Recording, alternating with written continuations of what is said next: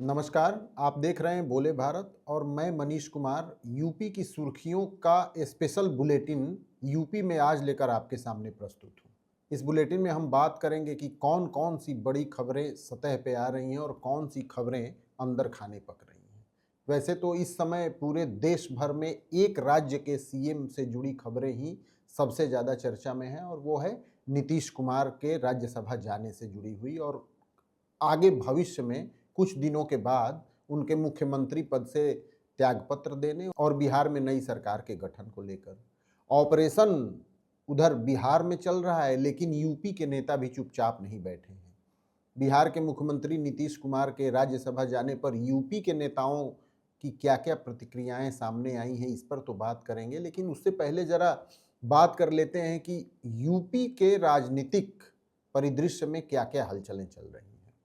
सबसे ज़्यादा हलचल तो इन दिनों भारतीय जनता पार्टी और संघ परिवार यानी राष्ट्रीय स्वयंसेवक संघ के बीच चल रही है।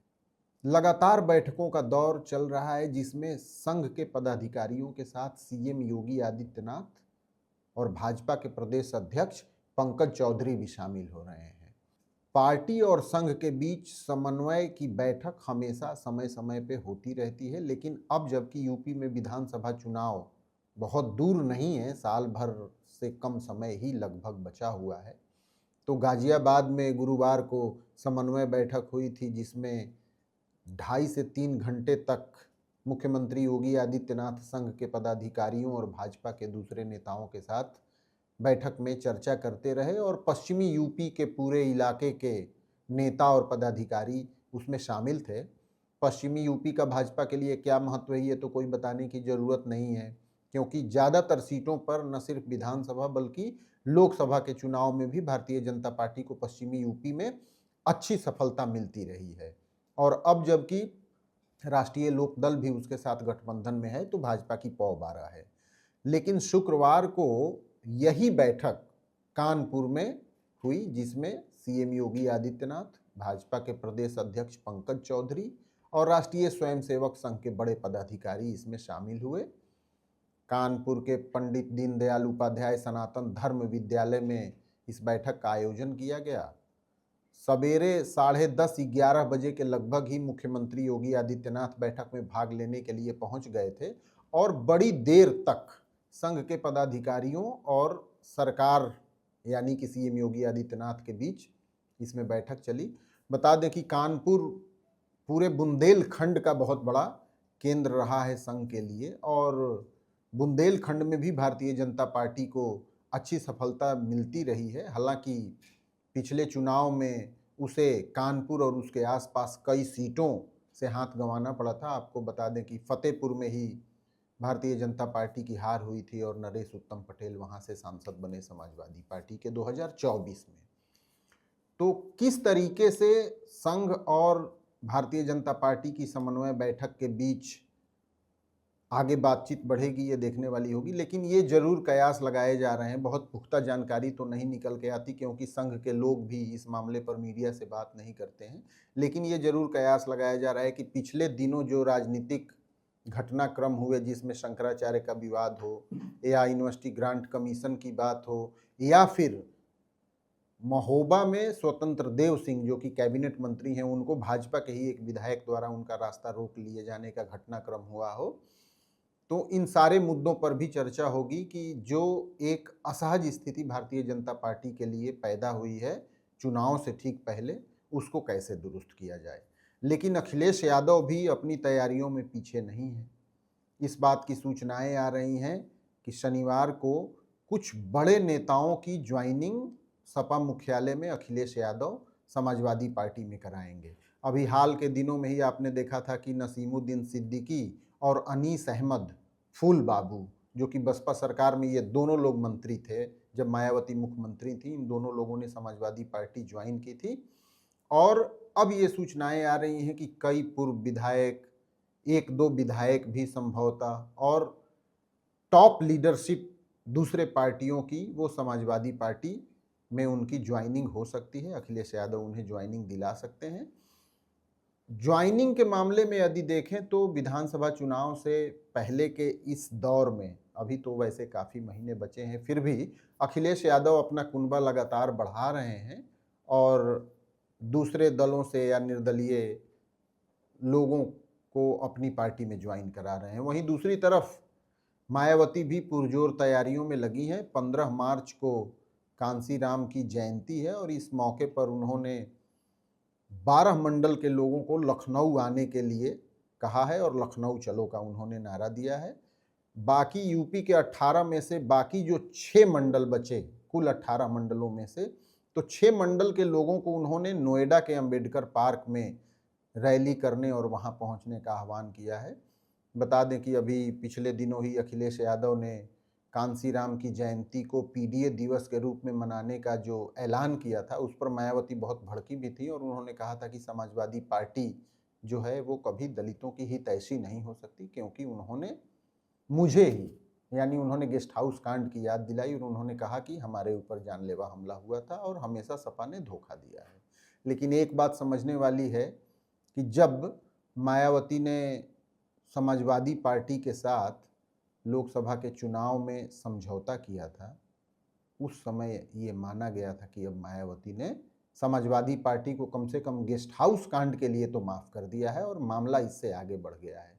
लेकिन दलित वोट बैंक की खींचतान में मायावती सजग हैं और इसीलिए 15 मार्च को उन्होंने लखनऊ में एक बड़ा कार्यक्रम करने के लिए तैयारियों में जुटने का आह्वान किया है अपने पदाधिकारियों का। और ये भी उम्मीद लगाई जा रही है कि शायद मंच से वे एक बड़े राजनीतिक संदेश दें और कई ऐसे लोग भी मंच पे दिख सकते हैं जो आगामी विधानसभा चुनाव में सपा के की प्लेयर्स हो सकते हैं। आपको बता दें कि मायावती ने यूपी विधानसभा चुनाव के लिए अभी तक ब्राह्मणों और मुसलमानों पर ही सबसे ज़्यादा जोर दिया है। उन्होंने 4 टिकट अभी तक अनाउंस किए हैं, जिसमें 2 ब्राह्मण और 2 मुस्लिम हैं। तो ये भी बड़ा सवाल उठता है कि क्या मायावती ब्राह्मण समुदाय और मुस्लिम समुदाय के सहारे विधानसभा के चुनाव में अपनी नैया पार लगा लेंगी? ये देखना बहुत दिलचस्प होगा। आगे बढ़ते हैं एक दूसरी खबर की ओर, जो कि बलरामपुर से है। बलरामपुर में साल 2022 में तुलसीपुर नगर पंचायत के चेयरमैन फिरोज अहमद उर्फ पप्पू की हत्या कर दी गई थी और इस मामले में पूर्व सांसद, जिन्हें बलरामपुर का शेर भी कभी कहा जाता था, रिजवान जहीर, उनकी बेटा जेबा रिजवान और उनके दामाद को गिरफ्तार किया गया था। लंबे समय तक तीनों जेल में रहे। हालांकि अब इन तीनों लोगों की तो इस हत्याकांड के मामले में जमानत मिल गई है, लेकिन 7 मार्च को बलरामपुर की अदालत में इस मामले की सुनवाई होनी है और सबकी नज़रें कोर्ट पर टिकी होंगी कि सुनवाई के दौरान क्या होता है, कैसे होता है। तो ये भी एक तराई के बेल्ट का बड़ा मामला है और इस मुकदमे में लगातार लोग नज़रें इस मुकदमे पे रखते हैं कि इस मामले में क्या घटनाक्रम हो रहा है, क्योंकि रिजवान जहीर तो वैसे सक्रिय राजनीति से काफ़ी दूर हो गए हैं, लेकिन उनकी बेटी जेबा वो तुलसीपुर से चुनाव भी लड़ चुकी हैं और इस बार भी चुनाव की तैयारियों में है। बसपा की बात कर लेते हैं दोबारा से और उमाशंकर सिंह की चर्चा कर लेते हैं, जिनके यहाँ इनकम टैक्स की रेड हुई थी जो कि 3 से 4 दिनों तक चली थी। वो बहुजन समाज पार्टी के इकलौते विधायक हैं बलिया की रसड़ा सीट से। अब इस रेड के कई दिनों के बाद वो जनता के सामने आए और एक तरीके से अपने आवास पर लोगों का उन्होंने अभिवादन स्वीकार किया। सैकड़ों की संख्या में लोग मौजूद थे और वहाँ उमाशंकर सिंह उनके बीच में आए। चूँकि उनकी तबीयत पिछले कई महीनों से खराब चल रही, इसलिए वो मास्क लगाकर लोगों के सामने आए थे और उनकी पहली प्रतिक्रिया इस मामले पर सामने आई है। जैसा कि उमाशंकर सिंह को जाना जाता है, बहुत ही सधी प्रतिक्रिया उन्होंने दी है। उन्होंने कहा है कि जांच एजेंसियों के काम में उन्होंने पूरा सहयोग किया और जांच एजेंसियों का जो काम है उन्होंने वो किया और इसके बाद टीम रवाना हो गई।